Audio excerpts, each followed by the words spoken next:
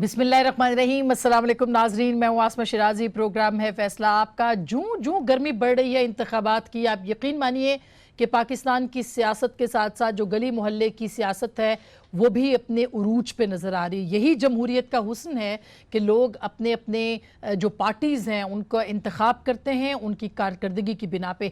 आज एक मरहला और मुकम्मल हुआ, यानी कि जांच पड़ताल का अमल कि कौन कितना अहल है कि वो इलेक्शन लड़ सके। इलेक्शन कमीशन के पास जो दरखास्तें गई थी उस पर आज फैसले, यानी अब तक जो जांच पड़ताल होती है वो मुकम्मल हो गया। इसके बाद मामला अगर किसी के नहीं हुए तो वो फिर ट्रिब्यूनल में जाता है। लेकिन जो सबसे अहम खबर है वो है NA53 इस्लामाबाद का हल्का, जो इस वक्त सारी जगहों पे हेडलाइंस के अंदर है। और ये हल्का वैसे तो इतना अहम नहीं था लेकिन अब अचानक बहुत अहम हो गया है। एक तो यहाँ से साबिक वज़ीर आज़म शाहिद खाकान अब्बासी साहब लड़ रहे हैं और हो सकता है कि ये अगले वज़ीर आज़म भी हों, और अगले वज़ीर आज़म मतवक्के अगर शायद इमरान खान साहब हैं तो वो भी यहाँ से इलेक्शन लड़ रहे हैं। और इसके साथ साथ सरदार मेहताब अब्बासी PMLN के कवरिंग कैंडिडेट थे वो भी, और आयशा गुलाली जो कि खान साहब के मुकाबले पे इलेक्शन लड़ी हैं, उन सब ने आज कागजात नामजदगी यहाँ पे जमा करवाए इस हल्के के अंदर, जो कि जमा हो चुके थे और जांच पड़ताल में वो मुस्तरद कर दिए गए। मुस्तरद क्यों हुए? गो कि इफ्तिखार चौधरी साहब ने कुछ एतराज़ात उठाए थे सीता वाइट के मामले पे खान साहब पे, लेकिन ये उनके एतराज़ात को मुस्तरद कर दिया गया, जो कि बहुत ही खुशाइंद बात है। और मुस्तरद जो कागजात हुए हैं वो इस बुनियाद के ऊपर हुए हैं कि जो हलफनामा था, बयान हल्फी जमा करवाना था हर कैंडिडेट ने, उसके अंदर एक शिक थी जिसको कि N कहा जाता है या नून, जिसमें कि कारकर्दगी क्या रही है किसी कैंडिडेट की, उसके ऊपर फिल करना था उसको, जो कि नहीं किया गया।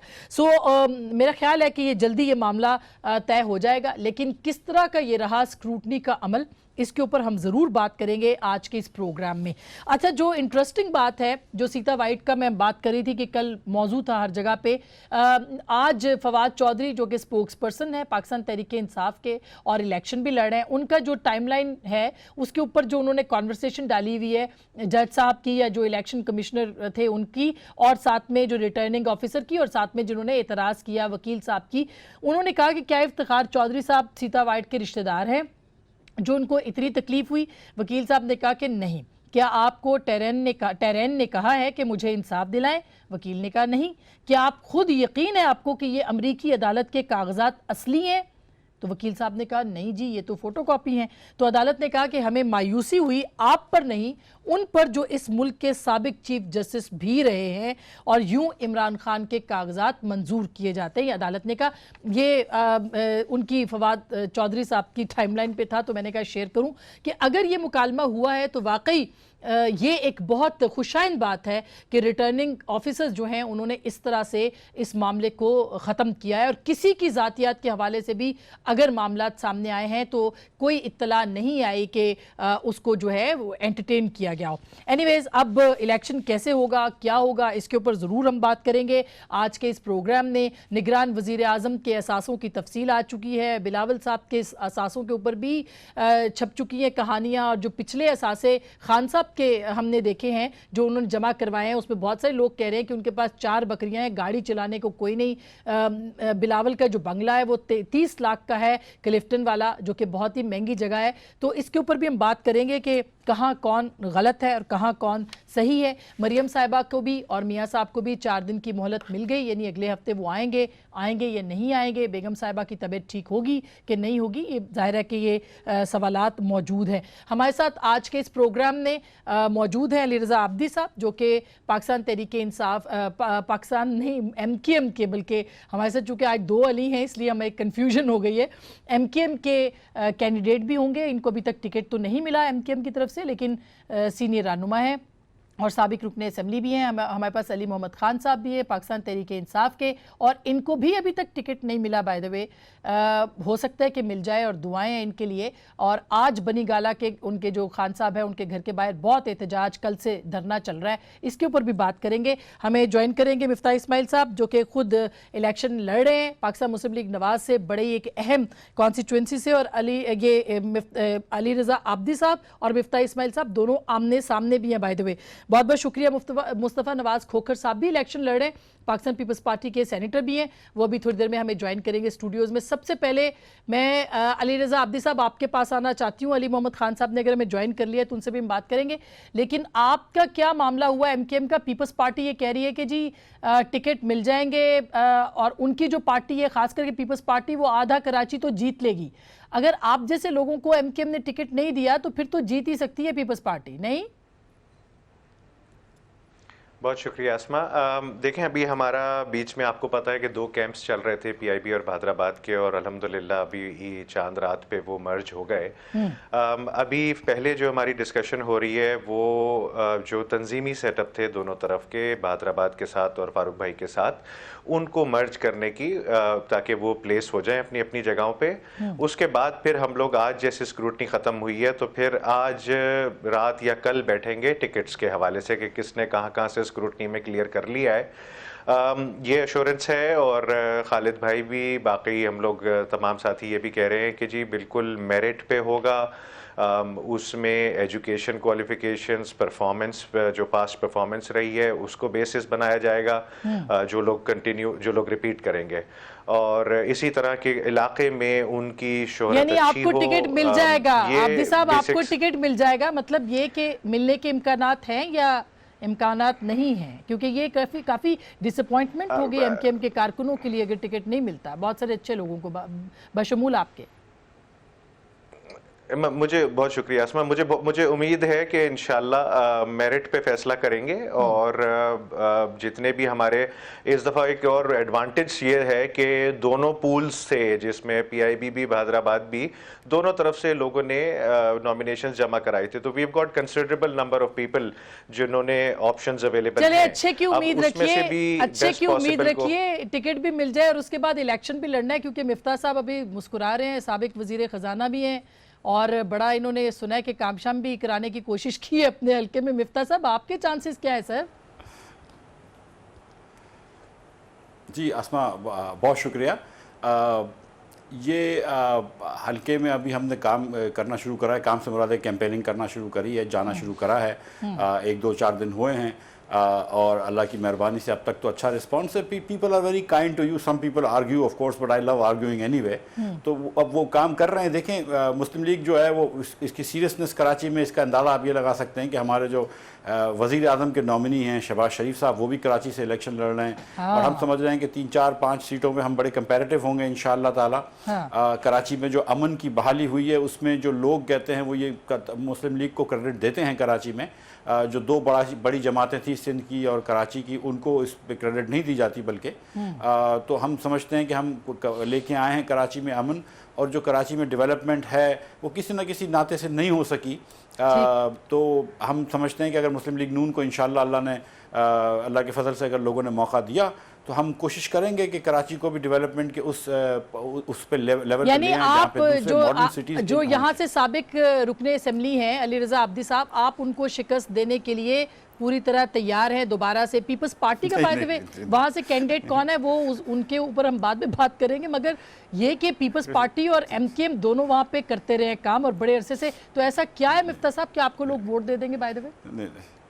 First of all, Ali Raza is like a brother to me, और अली रज़ा और मेरी अच्छी दोस्ती है अल्हम्दुलिल्लाह, और आई डोंट थिंक कि वो मुझे शिकस्त देने या मैं उसको शिकस्त देने के लिए कोशिश कर रहे हैं। हम अपना बात कर रहे हैं, अपना काम कर रहे हैं। So I can say this on behalf of Ali Raza also कि हम एक दूसरे के खिलाफ कोई एनिमोसिटी या कोई शिकस्त की कोशिश नहीं। चले फिर तो एक दूसरे को बेस्ट ऑफ लक करें ना सर, बेस्ट ऑफ लक होना चाहिए कि चले, ऑफ कोर्स ठीक। अच्छा, और इनफैक्ट जो आपने जो दूसरे अली साहब बुलाए हुए हैं PTI वाले, मैं उधर ही जा रही हूँ क्योंकि अभी हमारे दोस्त हैं, वो भी मेरे बड़े दोस्त हैं, और वो भी एक बड़े अच्छे आदमी हैं। अच्छा, मैं अली रज़ा आब्दी साहब और अली मोहम्मद खान साहब को इसलिए भी जहमत दी कि दोनों जो है वो उन्होंने बड़ा अच्छा परफॉर्म किया है। पहली दफ़ा ये दोनों पिछली असेंबली के अंदर आए थे और इनकी परफॉर्मेंस बहुत अच्छी, असेंबली एज अ पार्लियामेंटेरियन बहुत अच्छी रही है, लेकिन दोनों को अभी तक टिकट नहीं मिला। अली मोहम्मद खान साहब, आपकी क्या सूरत हाल है सर? वो तो फैसला ही मुअख्खर हो गया और धरने पे धरना इस वक्त बनी गाला के अंदर चल रहा है सर, अंदर और बाहर। बिस्मिल्लाहिर्रहमानिर्रहीम, अल्लाहुम्मा सल्लि व सल्लिम व बारिक अला सय्यिदिना मुहम्मद रसूलुल्लाह सल्लल्लाहु अलैहि वसल्लम। बहुत शुक्रिया। सबसे पहले तो शुक्रिया साबिका हमारे वज़ीर ख़ज़ाना साहब का, उन्होंने अच्छे अल्फाज में भी इस्तेमाल किए और अली रज़ाब्दी साहब के लिए दुआएं, क्योंकि मैंने उनको देखा ये अपनी जमात के साथ स्टेड फास्ट खड़े रहे। बहुत कम लोगों में से हैं जो अपनी जमातों के साथ खड़े मजबूत रहते हैं। जहाँ तक मेरा ताल्लुक है वो इंशाल्लाह हो जाएगा, वो इतना बड़ा इशू नहीं है, टिकट और नो टिकट पीटीआई।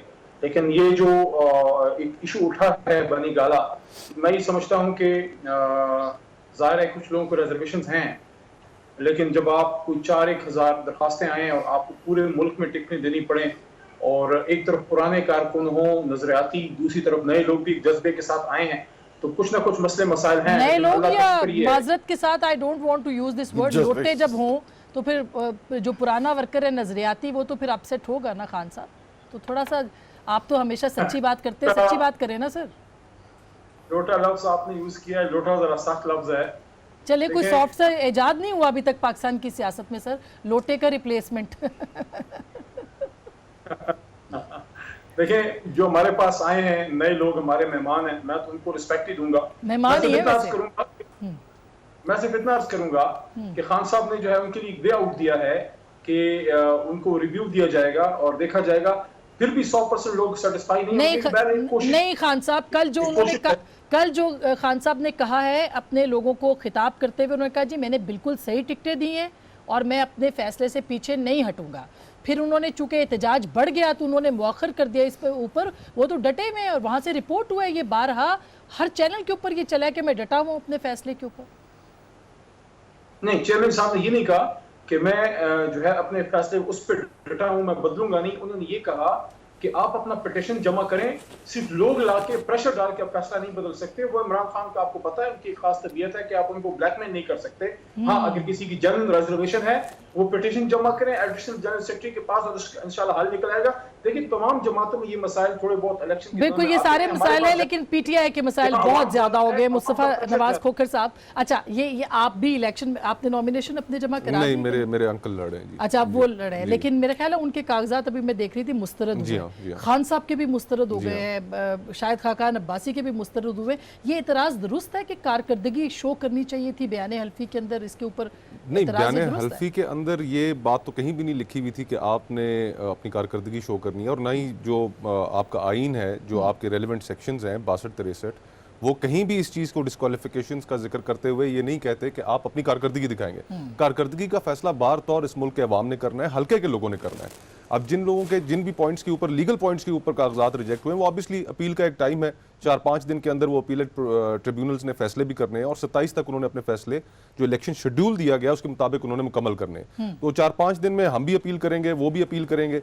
अब जो अपीलेट ट्रिब्यूनल फैसला करता है, जैसे इमरान खान साहब के और फिर ये NA95 मियांवाली से भी रिजेक्ट हो गए अब से थोड़ी देर पहले, और इस्लामाबाद के हल्के से भी, और किसी और चीज़ पे नहीं हुए, सिर्फ इसके ऊपर कि आपने वो जो N है हल्फी का, बयान हल्फी का, वो फिल नहीं किया, उस पर मुतमईन नहीं कर सके आप अदालत को।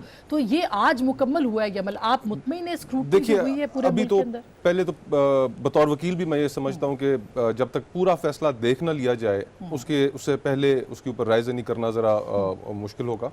अगर उसके अंदर वाकई ऐसे है कि अगर कोई चीज़ रह गई है जो कि एक ऑनेस्ट ओमिशन है, जो इलेक्टोरल लॉज हैं, जो इलेक्शन एक्ट है 2017 का, वो बड़ा क्लियरली कहता है, उसका स्पिरिट ये है कि आप अगर कोई ऐसी चीज़ जो ऑनेस्टली मिस हो गई है, भूल चूक हो गई है, तो आप उसकी बुनियाद पर कागजात को रिजेक्ट नहीं करेंगे। उसके अंदर यह भी कहा गया है कि जो सवालात कागजात नामजदगी के मुतालिक नहीं होंगे, रिटर्निंग अफसर वो सवालात भी नहीं पूछेगा।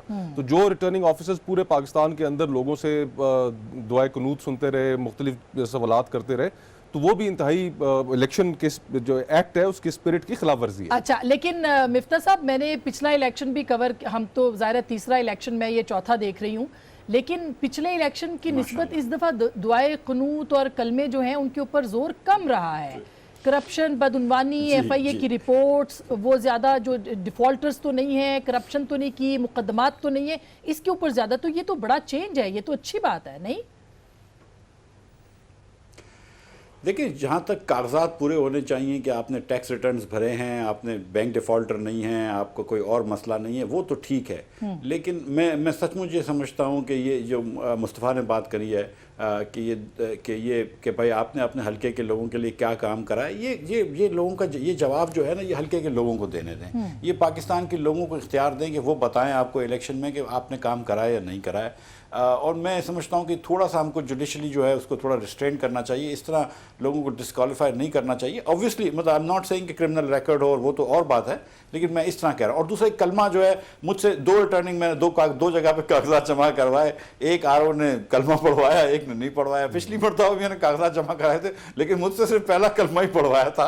अगर आपसे दुआएं कुनूत सुन लेते तो फिर तो मतलब मसला हो जाता। नहीं, अल्लाह की मेहरबानी है, वो तो ठीक है। नहीं, और उसके अंदर अच्छा वो आता है इलेक्शन एक्ट जो और बात नहीं, देखें उसके अंदर क्लियरली लिखा हुआ है कि आप गैर जरूरी सवाल नहीं करें। और बात है कि मुझे पता है, हाँ मुझे आता है, लेकिन मैं अपनी कब्र में जाऊंगा। बिल्कुल, ये तो हर एक का पर्सनल मामला, मैं अल्लाह को हिसाब दे दूंगा, ठीक है, बिल्कुल, वो मैं अल्लाह को हिसाब दे दूंगा, ठीक है। आब्दी साहब आपका क्या कहना है सर स्क्रूटनी के ऊपर? मुतमईन है आप देखिए, स्क्रूटनी से? जो पिछले 5 साल की जो परफॉर्मेंस का एफिडेविट में एक सेक्शन था, उसमें बिल्कुल मैंने तो भरा है उसको। मैंने बल्कि एक अटैचमेंट लगाई है कि जो मेरे पास पिछले 5 साल में 2 करोड़ एक दफ़ा आए थे पीडब्ल्यूडी की तरफ से, और 2 करोड़ एक दफ़ा आए थे डीसी के थ्रू। तो वो जो मैंने काम कराए थे अपने स्कीम्स जो थी, उसको मैंने अटैच किया था and that got accepted. RO ने, दोनों आरओस मैंने 2 जगह से पेपर्स जमा कराए हैं, 243 और 44 से। दोनों जगह पे आरओस ने बड़े बस उसी के हवाले से सवाल जवाब पूछे थे जो एफिडेविट था, और जो डॉक्यूमेंटेशन मैंने साथ में अटैच की थी। इस दफ़ा मुझे हैरत ये ज़रूर हुई कि एजुकेशन के कोई भी डॉक्यूमेंट नहीं पूछा गया। जाहिर है क्योंकि हमारे यहाँ शायद हम लोग इलेक्शन लॉज में मैं लेके तो गया था सारी, लेकिन वहाँ पे हाँ वो लेके भी गया था। जो पिछली दफ़ा तो बाकायदा उसकी स्क्रूटनी हुई थी, बड़े वाजे तौर पे देखी गई थी। इवन जब मैंने सेनेट के लिए अप्लाई किया था, तो फॉर्म भरा था, तो चले उसमें ये भी तो डिग्री इसका मतलब है कि डे बाय डे लेकिन डेमोक्रेसी ज्यादा मैच्योर भी हो रही है, और ये भी जाहिर है आहिस्ता आहिस्ता ठीक होगा। एक छोटी सी ब्रेक ले रही हूँ, ब्रेक के बाद हम जरूर आएंगे इस बात के ऊपर, बिलावल का बंगला और खान साहब की बकरियां। ब्रेक के बाद स्क्रूटनी से बहुत सारे लोग खुश भी हैं, बहुत सारे लोग नाराज़ भी हैं। जिस तरह हल्का बंदियों के ऊपर खुश भी हैं, नाराज़ भी हैं, लेकिन जाहिर है कि लोग चाहते हैं कि डेमोक्रेसी की कंटिन्यू रहे ये, और ये प्रोसेस कंटिन्यूड रहे। तो लिहाजा इसके ऊपर सबने कॉम्प्रोमाइज़ किया है। अभी हम देख रहे थे कि जी बिलावल भुट्टो साहब के जो इलेक्शन कमीशन के सामने ये खबर चूँकि आई है अखबार में, 1.5 अरब रुपए के मालियत के उन्होंने असासे ज़ाहिर किए। इसी तरह से इमरान खान साहब जो है उनके भी गाड़ी नहीं है उनके पास, और तकरीबन 75 करोड़ के उनके जो असासे हैं, ये पहले जो अभी हाल ही में उन्होंने जमा कराए थे उसके मुताबिक वो हैं, और उनके पास गाड़ी नहीं, लेकिन 4 बकरियां अलबत्ता हैं, जिनकी एक बकरी की मालियत 50,000 है, यानी 2 लाख की सिर्फ 4 बकरियां हैं। बहुत सारे सवालात इस पे मौजूद हैं कि ये असासे और फिर निगरान वज़ीर आज़म के असासे भी आज सामने आए। इस पे बात करेंगे। मुस्तफ़ा नवाज साहब, ये बिलावल साहब का जो बंगला है उसके ऊपर बड़े सवाल उठाए जा रहे हैं कि सिर्फ 30 लाख का बंगला है, जो कि इतना मशहूर जगह है बिलावल हाउस, और इतना बड़ा, इतनी मेन जगह पे सिर्फ 30 लाख सर? क्योंकि 1990 में उन्होंने वो इनहेरिट किया, और इनकम टैक्स के जो कवानीन है उनके लोग वाकिफ नहीं है उनसे। जो इनकम टैक्स ऑर्डिनेंस है 2001, उसका सेक्शन 116 बाकायदा तौर पे ये बात कहता है कि आपने जो प्रॉपर्टी डिक्लेयर करनी है, आप उसकी कीमत वो लिखेंगे जिस वक्त आपको वो प्रॉपर्टी मिली, आपने इनहेरिट की या आपने खरीदी। तो 1990 में वो उसकी कीमत वही थी। जिस तरह मेरे वालिद ने, जो इस्लामाबाद में मेरा जो घर है, वो उन्होंने जिस वक्त 1981-82 में उन्होंने खरीदा, उसे 1.5 लाख रुपए का खरीदा। अब जब टैक्स आप रिटर्न भरेंगे तो उसके अंदर उसकी वही कीमत लिखी जाएगी। जब आप बेचेंगे तो बेचने में जो आपको जायद रकम मिलेगी उसके ऊपर आप लेकिन बनी गाला का तो उन्होंने 75 करोड़ लिखा है, बनी गाला का सिर्फ, कि ये उसकी मालियत है। तो ये तो बड़ा फर्क है। उन्होंने, खान साहब ने मौजूदा कीमत लिखी है और बिलावल साहब ने पुरानी कीमत लिखी है, जब उनको मतलब वो मिला होगा या जब लिया होगा उन्होंने। देखिए, खान साहब का जहाँ तक इस्लामाबाद का ताल्लुक है, उन्होंने ये ज़मीन गालिबन उन्होंने जो रिकॉर्ड कोर्ट के अंदर पेश किया, अब ये जो पीटीआई के नुमाइंदे हैं वो बेहतर बता सकते हैं, वो उन्होंने 2001 का उन्होंने पेश किया था कि 2001 में उन्होंने खरीद की। और फिर इस्लामाबाद के अंदर जो लैंड के कवानीन है उसके अंदर उसकी एफबीआर ने एक वैल्यू डिटरमिन कर रखी है। तो हो सकता है कि उन्होंने उसकी आज की वैल्यू लिखने की उसके अंदर की हो, लेकिन उसको भी डिटरमिन करने का कोई तरीका नहीं। ठीक है, मतलब आप ये कह रहे हैं कि बिलावल साहब ने छुपाया कुछ नहीं है, जो उनकी कीमत थी उस पे जो कानून के मुताबिक जो कानून कहता था उसी तरह, हत्ता कि उन्होंने तो जिस तरह आप जिक्र कर रही थी बिलावल साहब ने तो अपनी नॉमिनेशन पेपर्स के अंदर 3 साल की उन्होंने टैक्स रिटर्न्स भी लगाई। ठीक है। कई लोगों ने इस चीज को भी एतराज किया, उनके इल्म में नहीं था कि शायद उन्होंने टैक्स रिटर्न्स लगाई हैं। उन्होंने कहा जी नहीं लगाई, लेकिन उन्होंने लगाई हैं। फिर साथ ही साथ उन्होंने उसके अंदर अपने तो लैपटॉप अंसार अब्बासी साहब की स्टोरी आई है कि उन्होंने 2 जो जायदादें हैं उनकी बाहर की, वो उन्होंने डिक्लेयर नहीं, उसके अंदर उनकी वो नहीं लिखी वैल्यू वगैरह ना, टैक्स रिटर्न्स के अंदर हर चीज लिखी नहीं हुई है। लिखा हुआ। अच्छा, ये उनके अंदर और फिर मौजूद है उन्होंने इसके अपना ऊपर। एग्जैक्टली और फिर उन्होंने अपना लैपटॉप अपने हत्ता के अपने जो कफ लिंक्स है वो भी उसके अंदर लिख दिए कि मेरे पास ये चीजें मौजूद हैं। हाँ, तो यूटिलिटी बिल्स के ऊपर भी सवाल होगा। ये मिफ्ता साहब, आप एग्री करते हैं ये दुरुस्त है बिल्कुल, यानी ये 1990 के हवाले से लिखना चाहिए था, आपके मुताबिक जी, लिखना चाहिए जी, था, क्या जी, इसके ऊपर है सर? जी जी जी जी जी वो देखिए, ये पाकिस्तान के अंदर एक बड़ी बदकिस्मती है कि हमारे यहाँ जो मार्केट वैल्यू होती है और जो ऑफिशियल वैल्यू होती है उसमें बहुत फ़र्क है। आई एम श्योर कि जो इन्होंने लिखा होगा वो उसकी जो एक्विजिशन प्राइस पे लिखा होगा, उस वक्त 90 के अंदर भी एक्विजिशन प्राइस 30 लाख नहीं होगी। लेकिन उस वक्त ये पाकिस्तान में आपको पता है कि मार्केट वैल्यू कुछ और होती है और जो जिस वैल्यू पे लोग ट्रांसफ़र करवाते हैं वो कुछ और है। हमने कुछ रिफॉर्म्स करे हैं इंशाल्लाह ताला जो 1 जुलाई से ये मार्केट वैल्यू पे ले आएंगे, लेकिन बिलावल ने मेरे ख्याल से कानून को फॉलो किया है, कोई गलती नहीं करी है, अदरवाइज तो नॉमिनेशन रिजेक्ट हो और जाता। अली मोहम्मद खान साहब, ये 4 बकरियां, मतलब गाड़ी कोई नहीं है खान साहब के पास, जाती कोई गाड़ी नहीं है उनके पास? देखिए, बकरी अच्छी चीज है, बकरी वैसे पालनी चाहिए, मैंने भी गांव में पाली हुई है।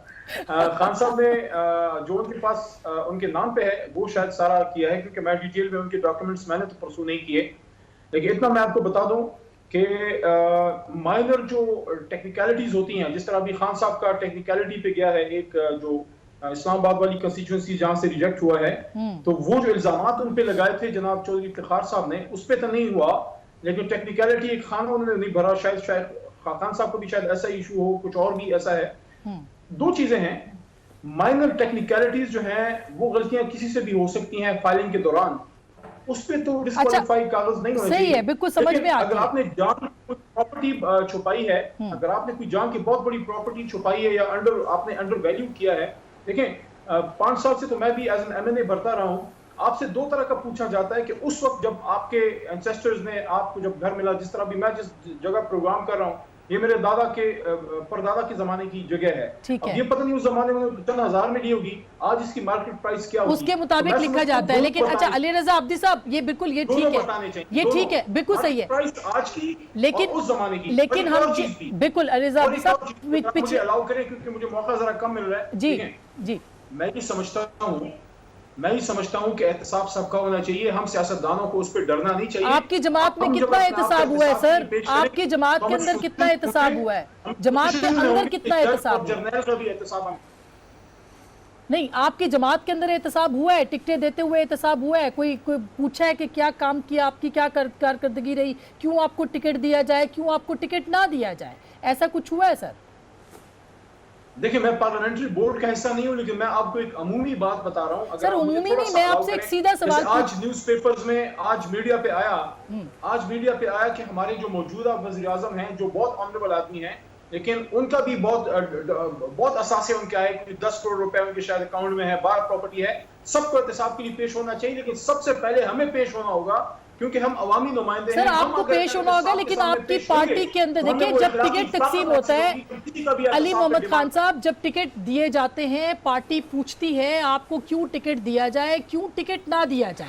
2008 के अंदर हमने देखा मोहतरमा बेनजीर भुट्टो ने बहुत सारे लोगों को रिजेक्ट किया इस बुनियाद के ऊपर कि आपकी कारकर्दगी पार्लियामेंट के अंदर और बाहर नहीं रही है। ये हमने रिपोर्ट किया उस वक्त। आपकी पार्टी के अंदर क्या एहतसाब हुआ? आपकी जगह जिनको टिकट दिया गया है वो कौन साहब है सर? वो कहां से आए हैं? उनकी कारकर्दगी क्या है? किसी ने पूछा? ये सर्वेज हुए हैं, वहां पे इंटरव्यूज हुए हैं, लेकिन सबका फर्दन मैं समझता हूँ 4000 बंदों का इंटरव्यू करना शायद ह्यूमनली पॉसिबल नहीं है। आधी बात सही है, तो तब्दीली कैसे लाएंगे सर? 22 करोड़ को कैसे मैनेज करेंगे आप? 4000 लोगों को मैनेज नहीं कर सके, 22 करोड़ को कौन सी तब्दीली सर? किस तरह का नारा तब्दीली? नहीं, दिस इज नॉट राइट आसमा शरीफ साहब, you can not give a sweeping statement. मैं जो अर्ज कर रहा हूं वो ये है, मैं सवाल कर रही हूं सर कि कैसे करेंगे आप? सवाल करके फिर जवाब प्लीज सुन लिया कीजिए। जी सुनाइए। अब मैं 5 साल रहा हूं ना, अब मैं 5 साल रहा हूं असेंबली में, ठीक है। सबसे पहले मैं ये अर्ज करना चाहता हूं कि मैं एक दफा इलेक्ट होके आया हूं, खान साहब 2 बार इलेक्ट होके आए हैं दफा, जरदारी साहब जो हैं 1 दफा 2 दफा शायद एमएनए रहे, फिर सदर रहे। आप प्रीवियस रिकॉर्ड जो है उठा के देखें, अगर किसी के असासों में बहुत बड़ा इजाफा है, ही कैन बी क्वेश्चन कि आप 1990 में आए, आपके ये असासे थे और आज आपके ये हैं, तो इतना बड़ा इजाफा क्यों है? ये चीजें आप चेक कर सकते हैं और ये काम है, ये कंटिन्यूअसली राउंड द क्लॉक किया जाना चाहिए, 365 साल के किया जाना चाहिए। बिल्कुल सही है। एहतसाब पार्टियों के अंदर भी तो होता है। मेरा सवाल वहीं का वही है कि पार्टियों के अंदर एहतसाब हुआ कि नहीं। अली रज़ा आब्दी साहब, मुझे ब्रेक लेनी है, फौरी ब्रेक के बाद आपके पास आऊंगी कि एहतसाब पार्टियों के अंदर क्यों नहीं होता। और फिर चौधरी निसार साहब ने अभी कल कहा है कि वो भी बहुत है, पीपल्स पार्टी ने, सईद गनी साहब ने आज कहा कि वो इलेक्शन यानी आधी जो कराची की सीटें वो पीपल्स पार्टी जीत सकती है। इसके इम्कानात हैं? अस्मा, सबसे पहले तो पीटीआई ने माशाल्लाह से 4000 एप्लीकेशन रिसीव किए हैं 1-1 लाख रुपए के डिपॉजिट पे ना, तो इनके पास 400 मिलियन तो अभी आ गए हैं। तो एक तरह से इलेक्शन फंडिंग इनकी तो बड़ी शानदार किस्म की हो गई। उस पे अब देखते हैं कितने टिकट्स ये देते हैं। यानी कि जो टिकट के लिए अप्लाई किया उन्होंने, उसके साथ पैसे ये हर पार्टी लेती है सर 1 लाख रुपया? ये क्या, कितनी फीस होती है पार्टी जो लेती है? नहीं, पीटीआई का था, ये पीटीआई ने दिया, बाकी पार्टीज का नहीं पता मुझे। हमारी पार्टी ने तो 1 रुपया भी नहीं लिया इसमें। और अगर इन्होंने एफिडेविट में भी एक पोर्शन था, एक सेक्शन था जिसमें लिखना था कि आपने कितने पैसे पार्टी को दिए या फिर आपने टिकट लेने के लिए कितने पैसे दिए, तो अगर उसमें भी इन सारों ने, पीटीआई वालों ने अगर कुछ नहीं लिखा तो उस पे भी डिस्क्वालीफाई हो सकते हैं ये, क्योंकि 4 करोड़ रुपए पीटीआई सिर्फ दरखास्तें रिसीव करने में 40 करोड़ रुपए माय गॉड। ये इनके पास आया है सिर्फ इलेक्शन फंडिंग का, माशाल्लाह। 20,000 रुपए आपके 20,000 सूबाई के लिए और गालिबन 30,000 नेशनल असेंबली के लिए। पंजाब से तो कुछ नहीं आया होगा? नहीं, काफी आया, बिल्कुल आया। नहीं, ये तो जमा हुए इलेक्शन उसमें जमा हुए हैं ना, रजिस्ट्री में, ईसीपी में जमा हुए हैं। अगर आपकी पार्टी ने लिए वो एक अलग बात है, तो यहाँ पार्टी ने लेकिन वो भी आपको एफिडेविट में मेंशन करना जरूरी था। उसके बेसिस पे भी डिस्क्वालिफिकेशंस हो सकती हैं कि अगर वो मेंशन नहीं किया गया, क्योंकि पहले ये डिपॉजिट करते थे, डिपॉजिट के बाद इनको कोड मिलता था, उस कोड के तहत फिर इनका इंटरव्यू होता था। ये तो बहुत बड़ी खबर है। अब आई पीपल्स पार्टी के ऊपर जो कि 50% नशिस्तें जीतेगी आपकी वजह से। पीपी ने पिछले 10 साल में कराची को दिया क्या? मेरा ख्याल में कराची बहुत अच्छी तरह इसको जानती है। इनके पास फेडरल गवर्नमेंट भी रही है 5 साल की और अभी प्रोविंशियल गवर्नमेंट भी रही है। ये इल्जाम एमक्यूएम पे बहुत आराम से डाल देते हैं, तो किस पे डाले सर? आप लोग अभी जो पिछले 5 साल की अगर परफॉर्मेंस देखें, नहीं, हम पिछले 5 साल में तो बिल्कुल ऑपोजिशन में रहे हैं ना। जब हमारे पास हुकूमत थी तो उस वक्त काम हुआ था। जब ये लोग आए थे तो उसके बाद लियारी गैंग वॉर को लेके आ गए थे कराची में और हालात का बेड़ा गर्क कर दिया था, जिस पे मिफ्ता साहब कह रहे हैं कि इन्होंने कंट्रोल किया। जब तक कराची के बासी, कराची के लोग जो डायरेक्ट अफेक्टेड थे वो पार्टिसिपेट इस कोऑपरेशन में नहीं करते या फिर उसमें कोऑपरेट नहीं करते तो ये ऑपरेशन भी नहीं किया जा सकता था। और ऑपरेशन अगर हुआ भी तो एमक्यूएम के कहने पे हुआ तो operation, and that is a fact जो कि सबके सामने है। ठीक है, ये नहीं ऑपरेशन जो कि पीएमएलएन ने किया उसमें एमकेएम का भी हिस्सा है, लेकिन पीपल्स पार्टी का नहीं है। आपका ख्याल है कि अमन के लिए पीपल्स पार्टी का कोई किरदार नहीं था? पीपल्स पार्टी ने तो 2009 में, आपको याद है ना, जुल्फिकार मिर्जा साहब ने पीपल्स अमन कमेटी बनाई थी और उनको फुल अथॉरिटी के साथ थे। हम तो बात ही 13 से 18 की 13 में तो ऑपरेशन शुरू हुआ ना, उसी के बाद पे तो ऑपरेशन शुरू हुआ जब टारगेट किलिंग का फिनोमेना यहाँ पे 2009 के बाद एकदम से इसका स्पाइक अप किया गया। तो फिर उसके बाद ऑपरेशन हुआ और उस ऑपरेशन की डिमांड भी मुत्तहिदा ही नहीं की थी सबसे पहले, और फिर उसकी कोऑपरेशन भी मुत्तहिदा ने की। हमारे 14,000 लोगों को अरेस्ट किया गया, उसमें से 95% को छोड़ा गया। आपके दो, एक अली मोहम्मद खान साहब से फौरी जवाब कि आपने वाकई 40 करोड़ कमाए। कर लूं पहले, मैं खत्म कर लूं, एक मिनट अस्मा, मैं ये इस पे खत्म कर लूं कि देखें, पीपल्स पार्टी ने अगर काम करना शुरू किया ना तो 2017 में करना शुरू किया और 2017 में भी उन्होंने 10 अरब एक साल में लगाए और 15 अरब एक साल का बजट रखा। पिछले 10 साल में 1500 अरब रुपए का इन्होंने बजट लिया है। उसमें से अगर 25 अरब कराची को खैरात के तौर पे देते हैं, जो कि रोडें बनी हुई थी उनको दोबारा बनाते हैं कि जिसमें खुद को ट्रैवल करना है, तो वो कराची के लिए डेवलपमेंट नहीं है। अगर वो 25 अरब रुपए ये गली मोहल्लों में, कोचों में, इलाकों में लगाते, जहाँ पे तो ये सारा इल्जाम आपकी बात हो गई, ये सारा इल्जाम एक तो पीपल्स पार्टी पे और फिर अली मोहम्मद खान साहब से के पास भी आऊंगी, मिफ्ता साहब के भी, कि ये पीपल्स पार्टी ने कुछ डिलीवर नहीं किया। फिर आप क्यों कहते हैं जी 50% नशिस्तें आप कराची की ले जाएंगे? क्यों? इसलिए कि डिवाइड एंड रूल वाला है। देखिए, इस मुल्क का बच्चा बच्चा जानता है कि कराची का अमन खराब करने के जिम्मेदार कौन थे। आज मोहतरम मेरे दोस्त, मेरे भाई बड़ी उससे जान छुड़ाने की कोशिश कर रहे हैं, लेकिन वो एक ऐसा टैग है, ऐसी तारीख है कि जिससे अपनी यानी कि वो हिस्सा भुला नहीं सकते लोग।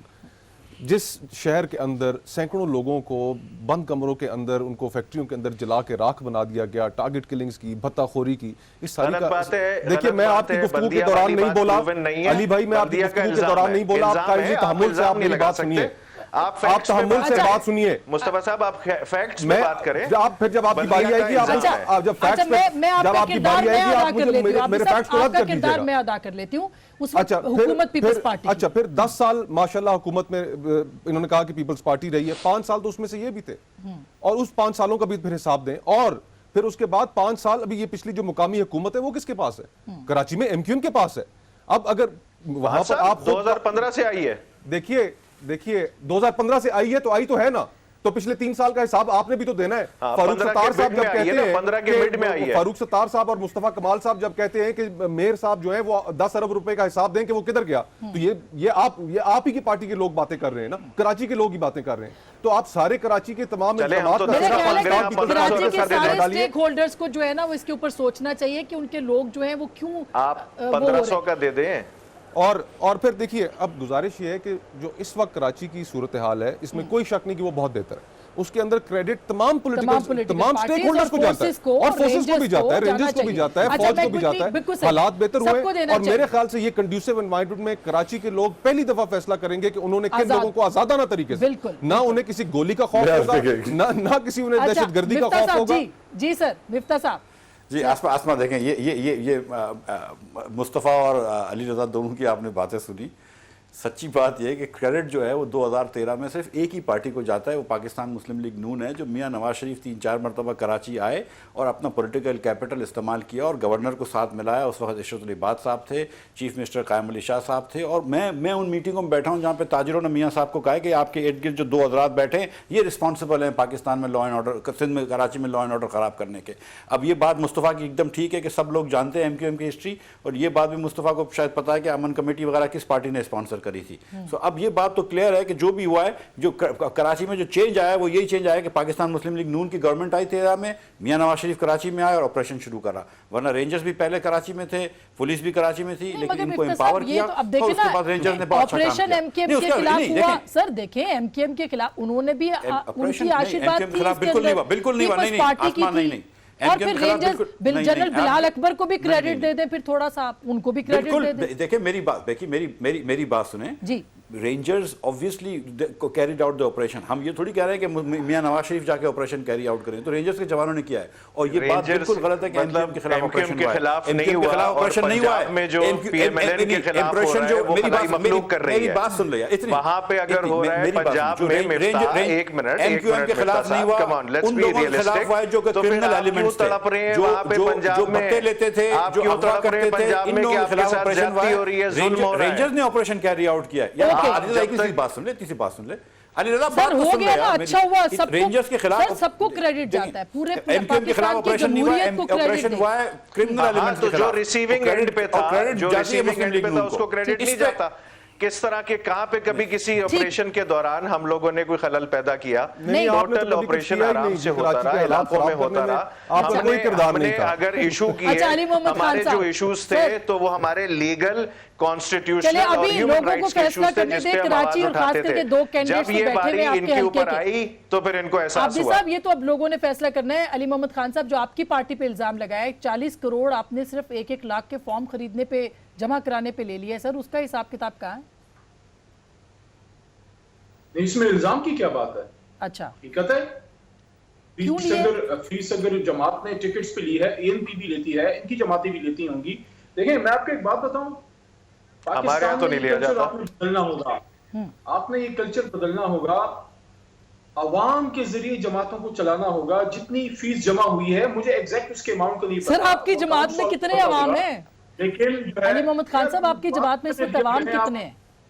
बात तो करने दिया करें ना सर, मैं सवाल पूछ रही हूं जी, रिक्वेस्ट है जी। देखें, अमाउंट जमा हुई है तो ये अच्छी बात है कि पॉलिटिकल जमात स्ट्रांग हो रही है, बजाय इसके कि जमातें जो हैं किसी 1 या 2 या 3 या 10 अशखास की ब्लैक मनी पे चलें, वो अवाम की फंडिंग से चले, ताकि जमात का एक फंड हो।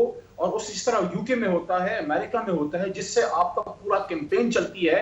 मैं तो ये समझता हूं कि आपको ऐसा भी सिस्टम हम सबको बनाना होगा, एक फ्यूचर में जाके उस पे करना होगा कि जो आपका जो कंस्टिट्यूएंसी पॉलिटिशियन है उसके लिए भी, जो आपका यूथ हो या आपका जो एक गरीब आदमी है, उसके लिए फंड रेजिंग हो, जमात की अपना फंड हो जो जहां पे मुस्तहिक बिल्कुल, और उस फंड का हिसाब किताब भी हो, और फिर अगर 4000 लोग बाहर धरना दें तो उनको भी इंसाफ मिले जिन्होंने 1-1 लाख रुपया जमा कराया है और उनको टिकट नहीं मिला।